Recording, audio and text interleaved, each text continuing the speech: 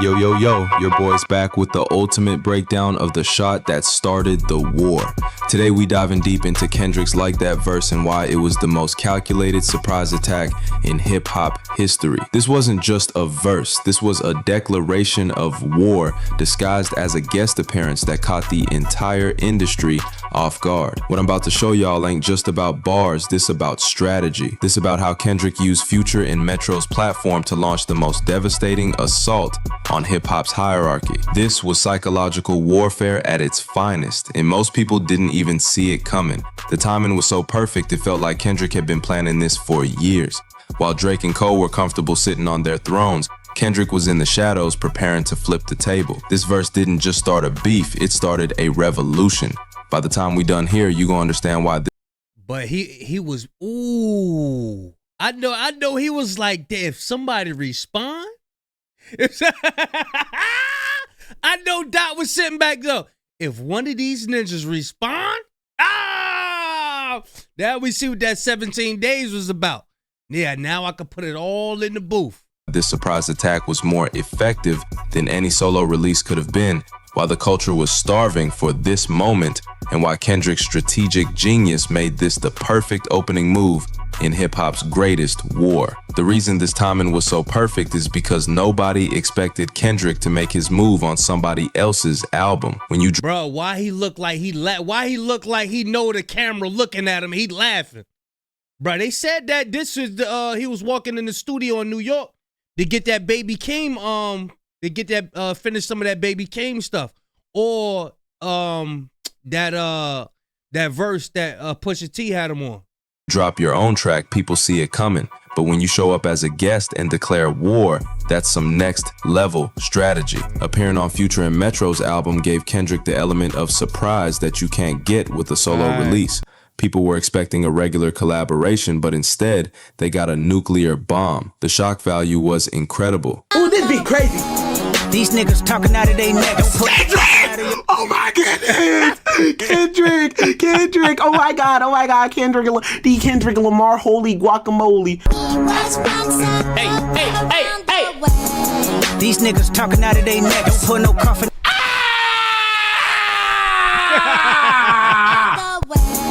These niggas talking out of their neck. Don't put no coffin out of your mouth. I'm way too paranoid for a threat. Hey, let's get it, bro. DOT.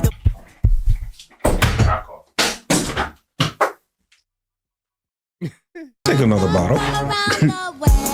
Hey. Talking out of their neck. Don't put no coffin out of your mouth. I'm way too paranoid for a threat. Hey, let's get it, bro. DOT. Hold on. Hey.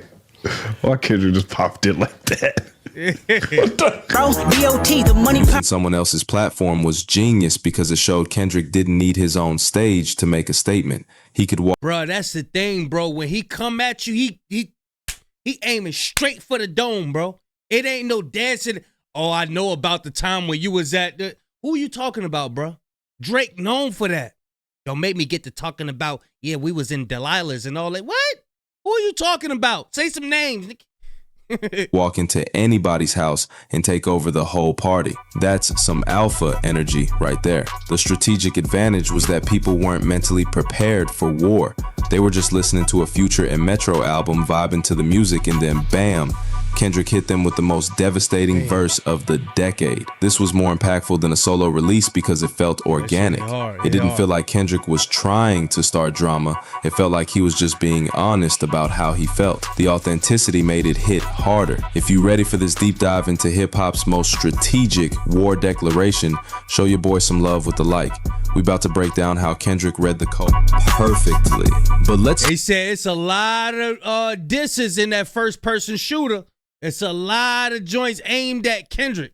So who really started it? talk about the cultural moment, because hip-hop had been in a drought when it came to authentic competition. The culture was starving for real beef, real rivalry, real competition that felt genuine. For years, hip-hop had been lacking that competitive spirit that made the culture great.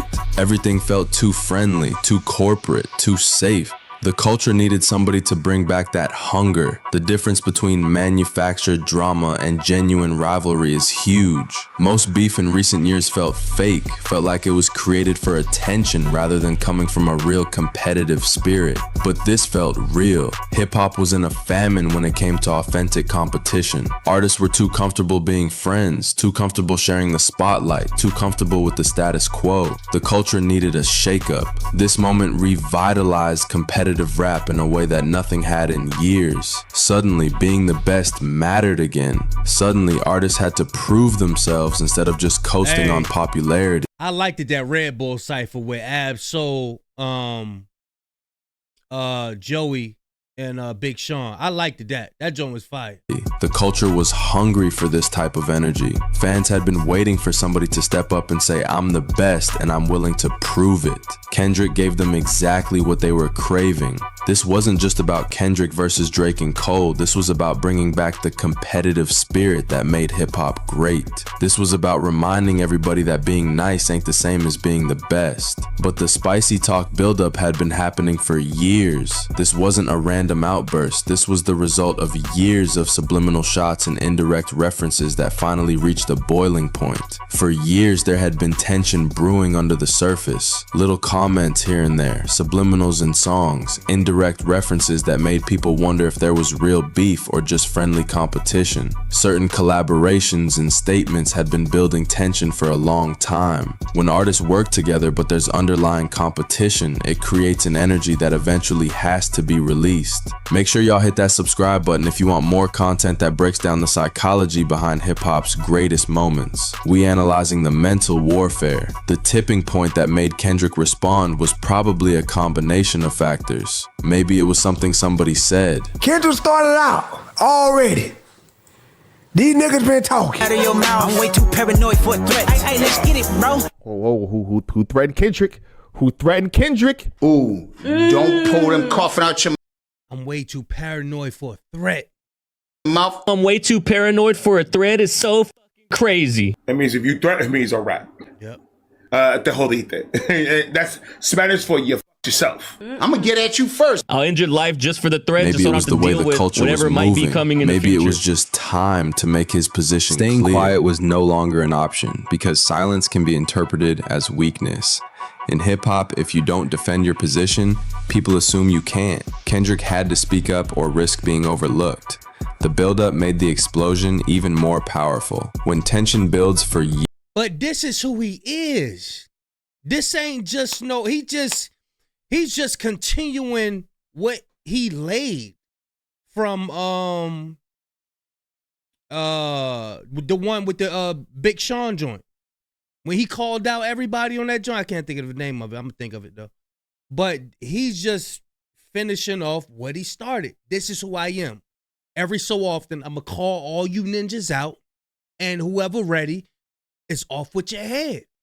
The control verse. The control verse. But yeah, bro, this is just a continuation of what he been doing. Years and finally gets released, it hits with the force of a tsunami. All that stored energy came out in one devastating verse.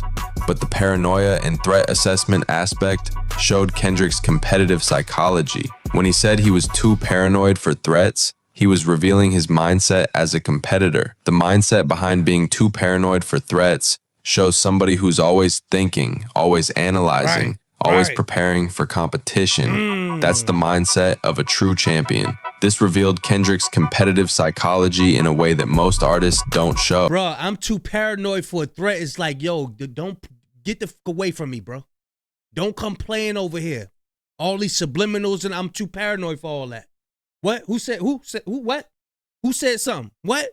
I'm telling you, somebody like that ain't rap too tight. Don't go around this person playing, boy. Oh, he wasn't just confident, he was strategic. He was thinking like a general planning for war. The difference between confidence and paranoia in hip-hop is important. Confidence says, I'm the best.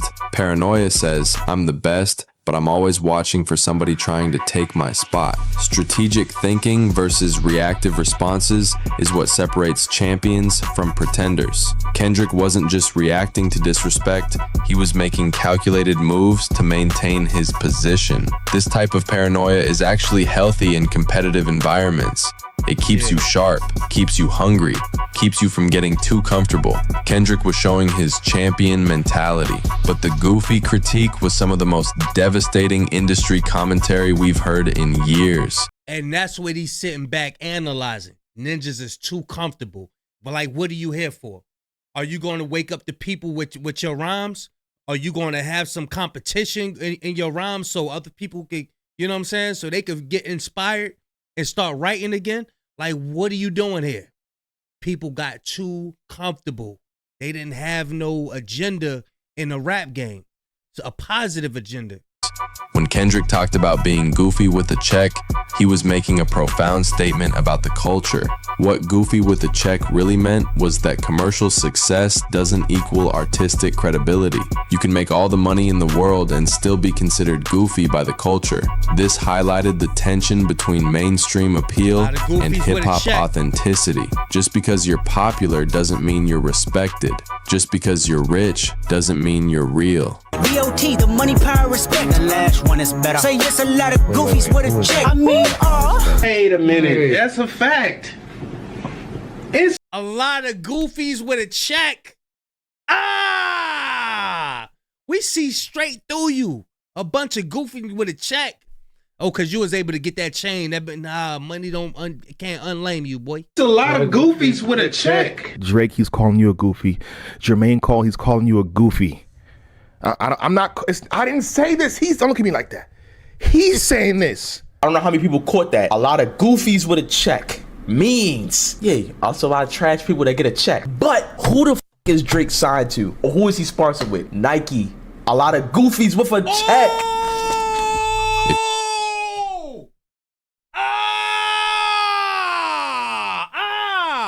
I never heard that one before. I never heard that one. I like that. I like that one. He said, oh, yo. And he was trying to come out with them Nike shoes. Ain't nobody get them. What they call it, Nike Noctas or something like that? A lot of goofies with a check. Ooh. He said, who is Drake sponsored by? Nike. The check. Oh, my God. I like that. I like that. I don't care if it was a reach. I like reaches. It don't matter. I like that one right there. If you appreciating this breakdown of hip-hop's most cutting cultural commentary, smash that like button. We exposing the truth about authenticity versus success. This line resonates. Man, look, I'm going to leave a link in the description. Y'all make sure y'all like, comment, subscribe, and share. Please share, like, comment, and subscribe. This is so official, bro, because Kendrick Lamar been strategizing. You know what I'm saying? All right, I'm going to take my place. I know I'm next up. People, he's studying the people. These people are tired of this watered down, same old. Everybody got to follow the leader. Nah, let me step outside the box, yo. Hold on. Let me step outside the box. Let me start calling these ninjas out by name. Motherfucker, the big three. It's just big me. Nigga, what? Man, I ain't about to do all that singing, holding hands with y'all motherfuckers, man. Ring around the rosy and all this shit. Push me and I push you on the swings. Nah, we ain't doing that. We gonna battle this out. Lyrically. You know what I'm saying? Y'all let me know what y'all think about Kendrick strategizing with the like that. You know what I mean? Big Kish signing out. Gone, y'all.